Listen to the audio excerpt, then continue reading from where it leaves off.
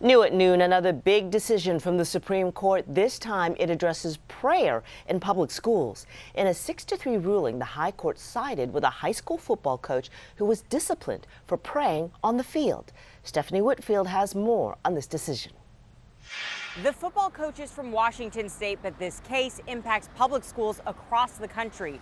The court ruling that public school officials have the constitutional right to pray during school events. The case involves Joseph Kennedy, a Christian and former football coach at a high school in Washington who prayed with students in the locker room and at the 50-yard line after games. The school district asked him to stop, which Kennedy did, but he wanted to continue praying by himself, and students were free to join if they wished. The school district put him on paid leave as a result, arguing he was still on duty as coach after games. In the opinion released this morning, the justices sided with the coach, saying his prayer was protected by the First Amendment. The court has essentially said in this case, the free exercise clause is more important than the establishment clause, that we're going to be more concerned about allowing people to exercise their religion and less concerned about the perception that that might create of a school endorsing a particular religion. And that's just a fundamental shift in the balance